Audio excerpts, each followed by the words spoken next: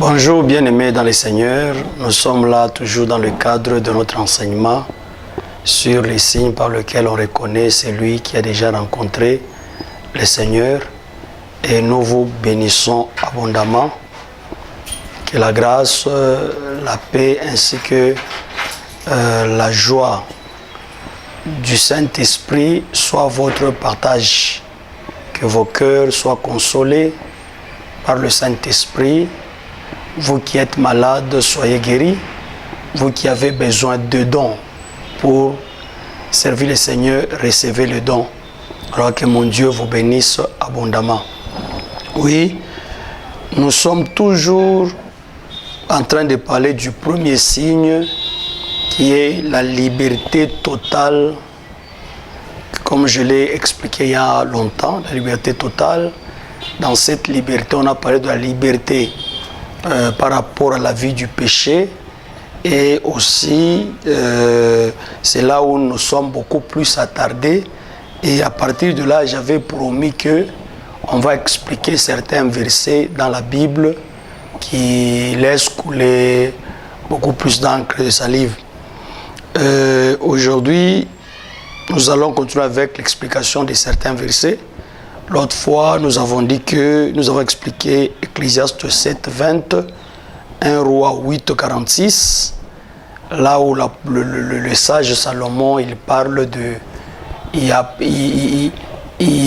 n'a jamais vu un homme qui est juste et qui ne pêche pas. Pour dire que tout le monde est pécheur, je vous ai dit, c'était juste un constat que le roi Salomon a fait. Et ce constat valorise la venue de Jésus pour mourir à la croix, afin que l'homme soit délivré du péché. C'est comme ça que nous avons eu à vous dire que ce langage n'est pas valable du temps de l'Église, parce que quand on parlait de l'Église, nous voyons ceux-là, l'ensemble de ceux-là qui ont été délivrés du péché. Ensemble des affranchis du Seigneur. C'est ça l'Église. Donc ce langage n'est plus valable. Aujourd'hui nous prenons 1 Jean. 1 Jean, c'est un verset aussi qui est beaucoup plus utilisé pour dire que on peut toujours pécher. Je prends 1 Jean 1. Le verset 8, ou bien je commence à partir du 6e verset. Si nous sommes en communion avec lui et que nous marchons dans les ténèbres, nous mentons et nous ne pratiquons pas la vérité. Mais si nous marchons dans la lumière comme il est lui-même dans la lumière, nous sommes mutuellement en communion et le sang de Jésus, son Fils, nous purifie de tout péché. Si nous disons que nous n'avons pas de péché, nous nous séduisons nous-mêmes et la vérité n'est point en nous. Si nous confessons nos péchés, il est fidèle et juste pour nous les pardonner et pour nous purifier de toute iniquité. Si nous disons que nous n'avons pas péché, nous les faisons menteurs et sa parole n'est point en nous. Mais je vais prendre encore le chapitre 2. Le chapitre 2 toujours de 1 Jean, verset 1. Mes petits enfants, je vous écris ces choses afin que vous ne péchiez point. Et si quelqu'un a péché, nous avons un avocat auprès du Père, Jésus-Christ le juste. Je vais commencer par là parce que c'est ces versets de 1 Jean 2 qui explique même le verset que je venais de lire auparavant. Ici, l'apôtre dit, il donne l'objectif pour lequel il a écrit cette lettre.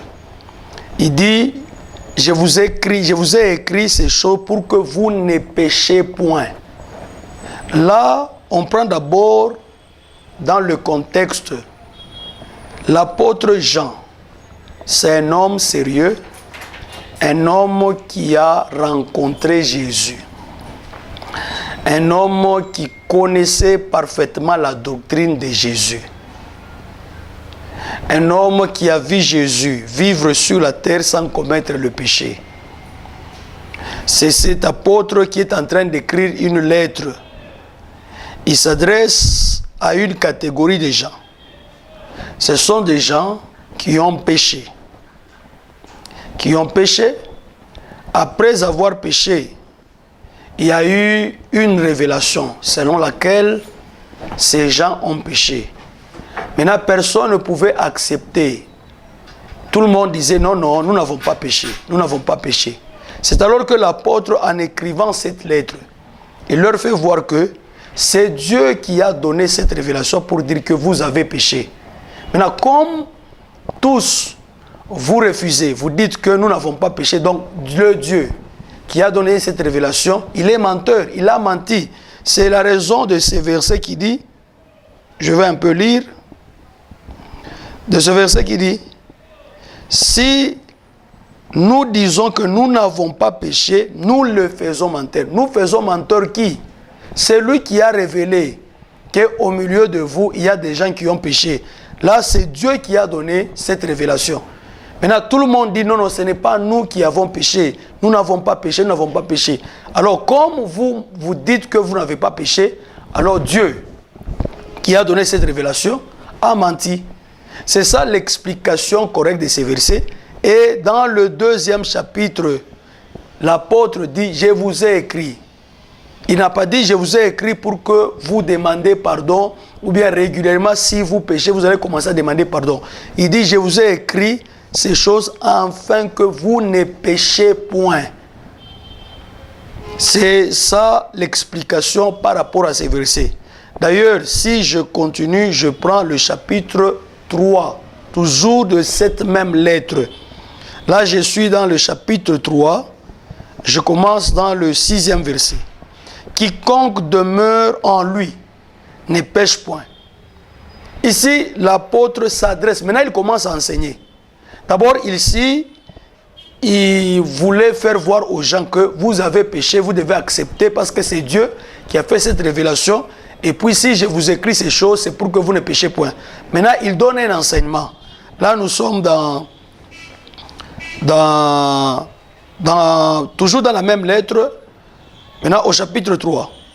Bon, je peux prendre même le verset 5.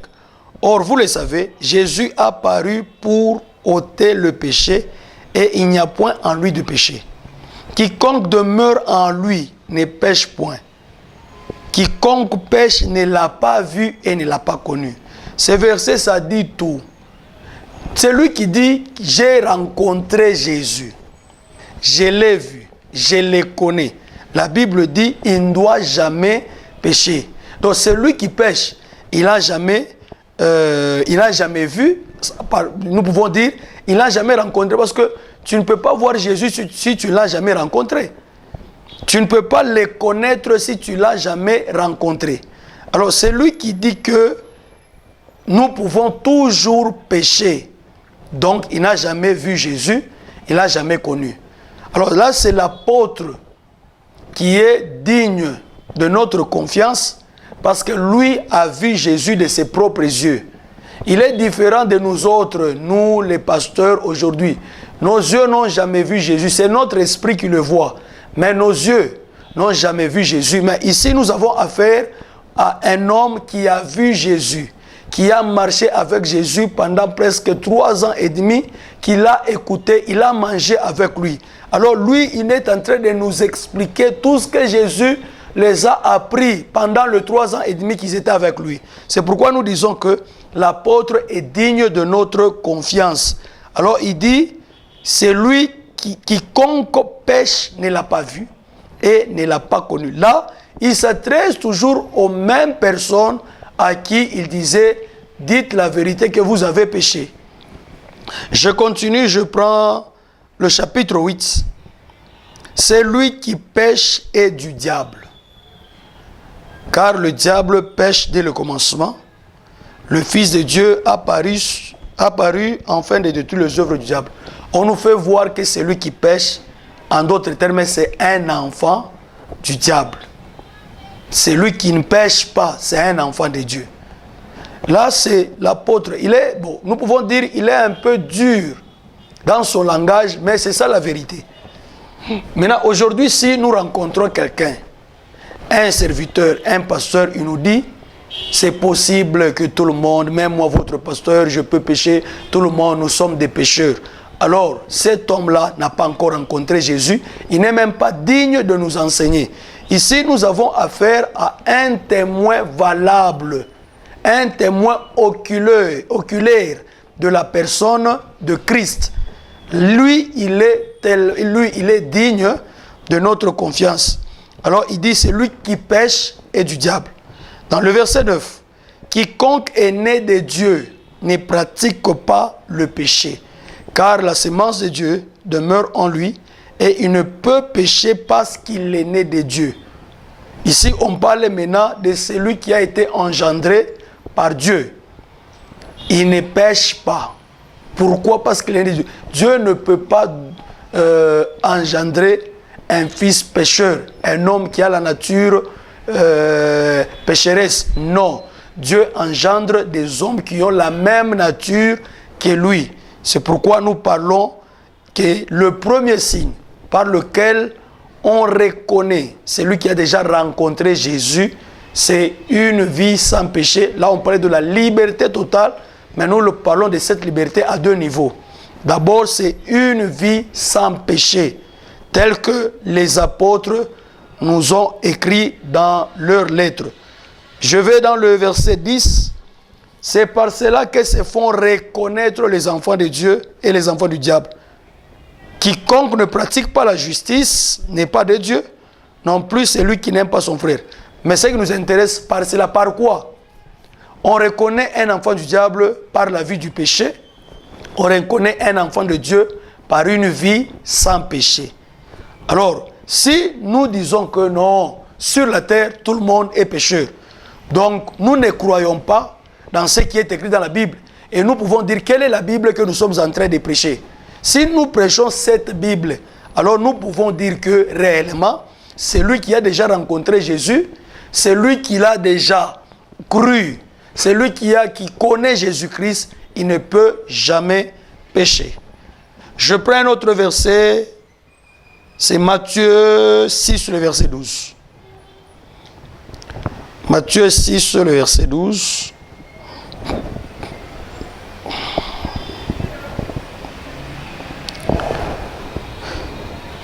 Là, c'est ce que nous appelons la prière de notre Père. Les apôtres ont demandé un jour à Jésus, enseigne-nous à prier. Aujourd'hui, cette prière, dans certaines doctrines, c'est comme une récitation. Alors que nous appelons comme ça, prière de notre Père, mais ce n'était pas la prière, c'était juste une pensée que Jésus a donnée. C'est la pensée qui doit animer celui qui prend la décision de prier. C'est tout un enseignement, c'est ce que nous appelons la prière de notre Père. Si nous pouvons prendre quelques versets, par exemple par rapport au chapitre 9, voici donc comment vous devez prier, notre Père qui est aux cieux, que ton nom soit sanctifié. Notre Père qui est aux cieux, c'est un enseignement. Que ton nom soit sanctifié. Il y a une explication. Ce n'est pas un problème de dire Seigneur, sois sanctifié, que ton nom. Sanctifier le nom de Dieu, ça signifie quoi? Nous pouvons rentrer dans l'Ancien Testament. Je suis dans Nombre 20. Là, c'est Dieu qui a dit à Moïse de parler au rocher pour que le rocher puisse donner ses eaux, afin que les enfants d'Israël puissent boire. Mais Moïse n'a pas parlé au rocher, il a frappé 2 fois. Que Dieu, le Dieu qui a dit à Moïse de parler au rocher, il est venu pour dire à Moïse et Aaron, puisque vous n'avez pas sanctifié mon nom, à partir d'aujourd'hui, sachez que votre marche s'arrête à partir d'aujourd'hui, vous n'allez plus entrer en Canaan. Comment est-ce que nous pouvons interpréter ça? Comment est-ce que Moïse n'a pas sanctifié le nom de Dieu? C'est parce qu'il n'a pas respecté ce que Dieu lui a dit. Donc, quand on parle de sanctifier le nom, ce n'est pas un problème de dire chaque jour dans la prière, Seigneur, nous sanctifions ton nom, nous sanctifions ton nom. D'ailleurs, ça commence d'abord avec notre vie. c'est notre vie qui commence par sanctifier les noms de Dieu. Maintenant, le nom a une signification. Ce n'est pas le nom Jésus. Hein, comme on dit Jésus, Kalonji, Shadrach, Meshach. Ce n'est pas ces noms-là. Ici, le nom a une signification. Mais ce n'est pas l'enseignement que nous donnons.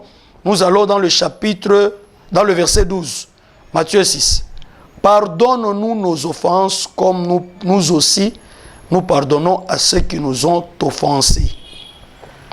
C'est aussi un verset que beaucoup de gens prennent pour dire, non, Jésus lui-même a dit, nous devons beaucoup plus demander pardon, et puis nous devons aussi pardonner les autres parce que nous aussi, nous devons demander régulièrement pardon. Maintenant, nous disons ceci. Quand Jésus était en train de dire ça, n'est-ce pas l'apôtre Jean était là? Nous venons de lire quelques versets, quelques chapitres de la lettre de l'apôtre Jean. N'est-ce pas l'apôtre Jean était là? Alors, dans sa lettre, quand il était en train d'écrire aux gens, il était en train de s'adresser aux gens qui avaient péché. Pourquoi est-ce qu'il ne leur a pas dit que vous devez demander pardon régulièrement, mais écrit ces choses afin que vous ne péchez point. Et puis il ajoute, celui qui est né de Dieu ne pêche pas. Or, si on ne pêche pas, nous sommes nés de Dieu et que nous n'avons pas le droit de pécher, c'est-à-dire que nous n'avons même pas le droit de demander pardon. Pourquoi? Parce que Jésus nous a déjà pardonné. Ce n'est pas nous qui avons demandé à Dieu de nous pardonner. Lui-même, Dieu a pris la décision, dans sa souveraineté, dans son amour, de pardonner l'homme pécheur. C'est pourquoi Jésus est venu. Jésus, il est le pardon de Dieu envers un homme pécheur. Or, ce pardon-là que nous appelons Jésus, personne n'a fait une prière pour que Jésus puisse venir afin que nous soyons pardonnés de nos péchés. Non, Dieu lui-même a décidé. Alors Jésus est venu pour le pardon de nos péchés. Qu'est-ce que nous avons à faire? Nous devons beaucoup plus conserver le pardon de Jésus dans notre vie. Maintenant, ce verset, Jésus dit, pardonne-nous nos offenses, comme nous pardonnons, comme nous aussi nous pardonnons à ceux qui nous ont offensés. Ça signifie quoi? N'oublie jamais que tu as été un pécheur, mais Dieu t'a pardonné. De la même manière que tu as été pardonné, c'est comme ça que toi aussi, tous ceux-là qui t'offensent, tu dois aussi les pardonner. C'est ça l'explication. C'est une pensée. D'abord, quand je dois prier, je dois être sûr que je suis en paix avec tout le monde. Que tout le monde qui m'a offensé, je les ai déjà pardonnés. Là, je peux prier. Je ne peux pas prier tout en ayant dans mon cœur, tout en ayant dans mon cœur un problème, ou bien, j'allais dire un problème avec quelqu'un parce qu'il m'a fait du mal. Maintenant, j'ai un regret parce que cet homme-là m'a fait du mal. Bon, jusque-là, je ne l'ai pas encore pardonné. Alors là, je ne peux pas prier parce que si vous priez, Dieu ne va pas vous exaucer. Donc, tu dois avoir la même pensée que le Seigneur. D'abord, pour le Seigneur, lui n'avait pas péché. Il est venu pour pardonner. Mais nous avons goûté au péché. Nous avons connu le péché. Le Seigneur, lui, n'avait pas connu le péché. Mais nous avons connu le péché. Maintenant, comme nous aussi, nous sommes passés par la vie du péché, un jour, Dieu a décidé de nous pardonner. C'est de cette façon, aujourd'hui, nous devons toujours être animés de la même pensée, de pardonner tous ceux-là qui nous font du mal.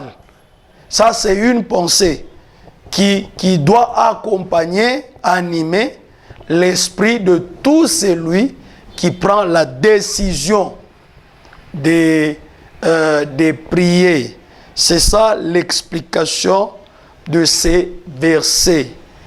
Bien sûr que, on comprend que c'est un problème. Les gens ne lisent pas toute la Bible parce que la Bible s'interprète elle-même. Si vous lisez seulement les versets, vous allez vous compliquer la vie. Lisez toute la Bible avec la lecture avec la lecture complète de la Bible, toute la Bible. Là, vous pouvez facilement comprendre certains versets. Alors, ceux-là qui sont mieux placés pour nous expliquer certaines paroles de Jésus dans les évangiles, ce sont les disciples. Ceux-là qui l'ont rencontré, ceux-là qui l'ont vu. Imaginez-vous, quand si je peux rentrer dans l'épître des Jean, il dit, c'est lui qui l'a vu, qui l'a connu. D'abord, lui-même a vu Jésus, et puis lui-même les connaissait. C'est un peu ça. Un autre verset, c'est Proverbe 24, 15. Je pense avec ces versets, nous allons continuer prochainement. Que mon Dieu vous bénisse. Passez une excellente journée. Tout dépend de l'heure à laquelle vous allez suivre cette vidéo. Que mon Dieu vous bénisse abondamment.